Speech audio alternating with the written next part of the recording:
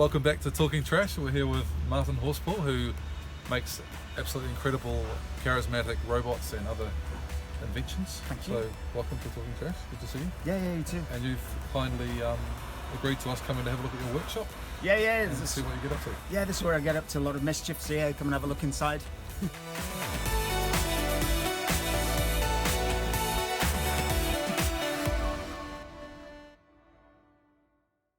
Thanks again, Martin. We're very, very interested to find out a little more about your business, Buggy Robot.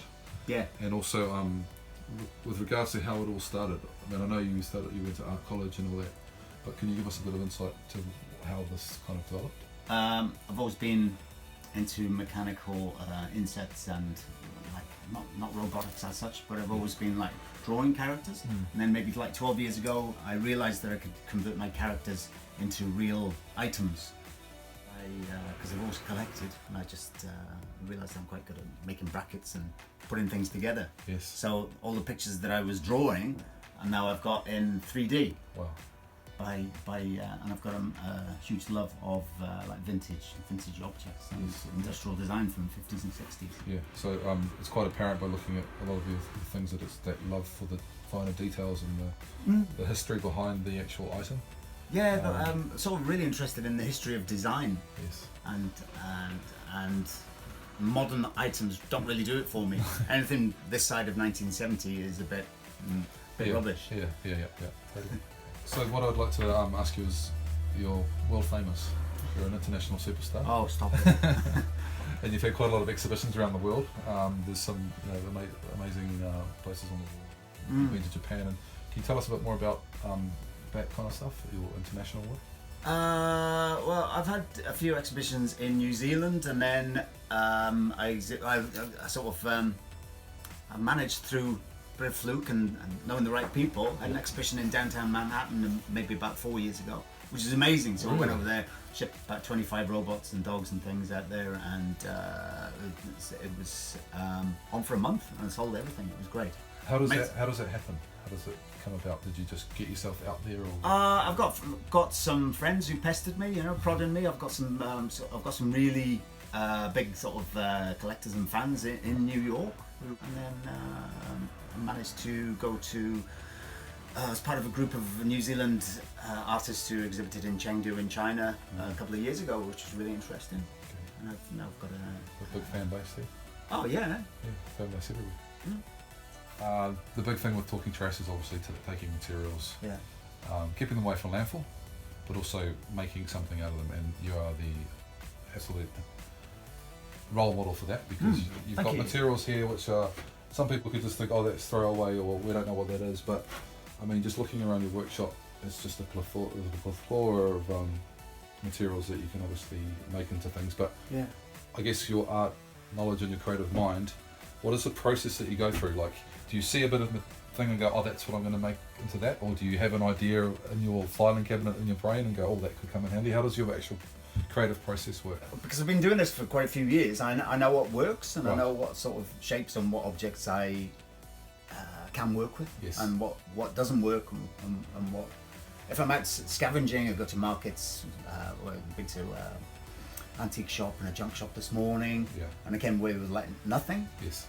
So I'm always looking, but not really getting much. So you've got kind of like templates going on. Yeah, so I know what works, and then people put things aside for me. For instance, last week I've got a friend who said he's got a fantastic cast aluminium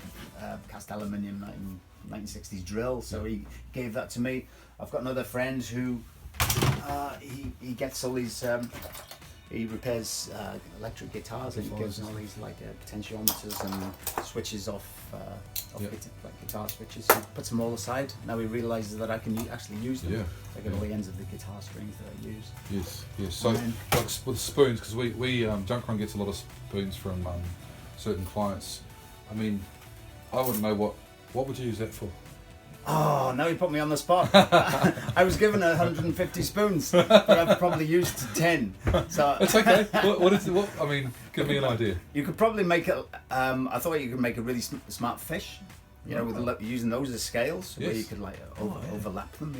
Right. So you've actually, I potentially that could be obviously a ray gun for me, but it could be. I see that as that's part of like a taxidermy style thing, you know. Yes. So put some eyes on there. Like a nose and no, put some antlers up there. Put some funky eyes on there, and a mouthpiece, you know. Yeah. And mounted on a wall. This will be like a wall mounted, you know. Okay. Some of your most memorable pieces that you've created. Probably memorable, but the most challenging was I made a couple of like full-size robot figures for the Splore Festival. So they were a little bit difficult because, you know, I've got a tiny workbench and a tiny little workspace. So these were like big size. So it took a little bit of working out how they were going to stand up. Yes. And it had to be in like a music festival and sort of indestructible for 3 days. Yeah. So it was cool. I had some sort of lights and lasers and all sorts of things.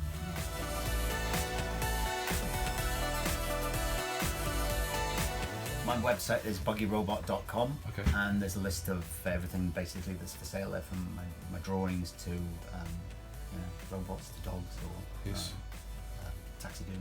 And is there any? I know it's always hard to deal with other people's customized projects. Do people ever ask you to build something specific for them, or is it many just times like, actually? Okay. Yeah. And how do you find that process? Slightly annoying, but I get it done. I like your honesty. I got to please the people. Yeah, that's right.